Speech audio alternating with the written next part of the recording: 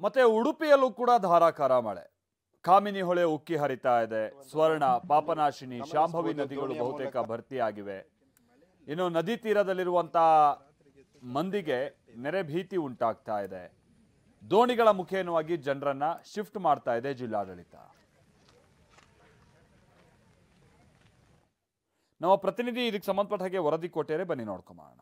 ನಿರಂತರವಾಗಿ ಸುರಿಯುತ್ತಿರುವಂತಹ ಧಾರಾಕಾರ ಮಳೆಯಿಂದಾಗಿ ಕಾಪು ತಾಲೂಕಿನ ತಗ್ಗು ಪ್ರದೇಶಗಳು ಜಲಾವೃತವಾಗಿರುವಂಥದ್ದು. ನಾವೀಗ ಇರುವಂಥದ್ದು ಪಾದೆಬೆಟ್ಟು ಎನ್ನುವ ಪ್ರದೇಶದಲ್ಲಿ.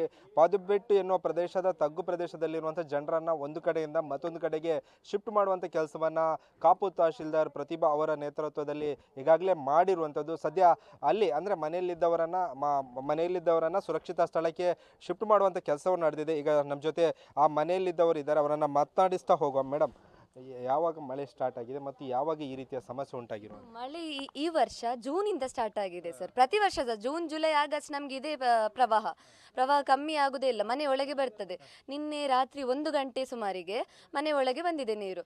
ನಾವು ಮತ್ತೆ ಮಲಗಿದ್ವಿ, ಮತ್ತೆ 1 ಗಂಟೆಗೆ ಎದ್ದು ಕುತ್ಕೊಂಡವರು ಮತ್ತೆ ಮಲಗ್ಲೂ ಇಲ್ಲ, ಇಷ್ಟರ ತನಕ ಏನು ತಿನ್ಲೂ ಇಲ್ಲ ಸರ್. ಅಂದರೆ ಪ್ರತಿ ಬಾರಿ ಕೂಡ ಇದೇ ರೀತಿಯ ಸಮಸ್ಯೆ ಈ ಒಂದು ಪಾದೆಬೆಟ್ಟು ಎನ್ನುವ ಪ್ರದೇಶದಲ್ಲಿ ನಿರಂತರವಾಗಿ ಸಮಸ್ಯೆ ಉಂಟಾಗಿರುವಂಥ, ಇದಕ್ಕೆ ಯಾಕೆ ಶಾಶ್ವತ ಪರಿಹಾರ ಇಲ್ವಾ? ಶಾಶ್ವತ ಪರಿಹಾರ ಅಂದರೆ ನಮಗೆ ಕಾಮಿನಿ ನದಿ ಉಂಟು ನಮ್ಮ ಮನೆ ಮುಂದೆ, ಅದರದೊಂದು ಹೂಳೆತ್ತಿ ಕೊಟ್ಟರೆ ನಮ್ಮದು ಸ್ವಲ್ಪ ಪ್ರವಾಹ ಕಮ್ಮಿ ಆಗ್ತದೆ, ಅಂದರೆ ನೀರು ಕೆಳಗೆ ಹೋಗ್ತದೆ.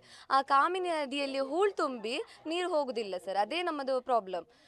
ಅದಕ್ಕೊಂದು ಏನೋ ಸ್ಯಾಂಕ್ಷನ್ ಮಾಡಿ 50 ಲಕ್ಷ ಬೇಕಂತೆ ಕಾಮಿನಿ ನದಿಯದು ಹೂಳೆತ್ತಲಿಕ್ಕೆ, ಅದನ್ನೊಂದು ಸ್ಯಾಂಕ್ಷನ್ ಮಾಡಿ ಕೊಟ್ಟರೆ ತುಂಬ ಉಪಕಾರ ಆಗ್ತದೆ. ಅಂದರೆ ಸಾಕಷ್ಟು ಮನೆಗಳಿರುವಂಥದ್ದು, ಪ್ರತಿ ಬಾರಿ ಮನೆಯಲ್ಲಿದ್ದವರನ್ನು ಶಿಫ್ಟ್ ಮಾಡಲೇಬೇಕು.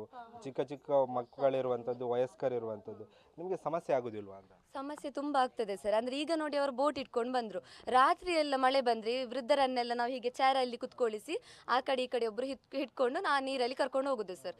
ಮಕ್ಕಳೆಲ್ಲ ಇದ್ರೆ ನೀವು ಆಗ್ಲೂ ನೋಡಿದ್ರಲ್ಲ ಸರ್, ಒಂದು ಮಗು ಅಳ್ತಿತ್ತು, ತುಂಬ ಕಷ್ಟ ಆಗ್ತದೆ.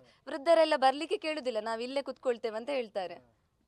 ಅಂದರೆ ನೀವು ಒಂದು ಅಧಿಕಾರಿಗಳ ಹತ್ರ ಅಥವಾ ಶಾಸಕರ ಹತ್ರ ಏನು ಮನವಿಯನ್ನು ಮಾಡಿ? ಶಾಸಕರು ಹೋದ ವರ್ಷ ಬಂದಿದ್ರು, ಗುರುಮೇಶ್ವರ ಶೆಟ್ಟಿ ಅವರೊಟ್ಟಿಗೆ ಹೇಳಿದ್ದೇವೆ ನಾವು, ನಮಗೊಂದು ಹೂಳೆತ್ತು ಕೊಡಿ ಅಂತ ಆಶ್ವಾಸನೆ ಕೊಟ್ಟಿದ್ದಾರೆ, ಮತ್ತೆ ಏನು ಅದಕ್ಕೆ ರೆಸ್ಪಾನ್ಸ್ ಇಲ್ಲ.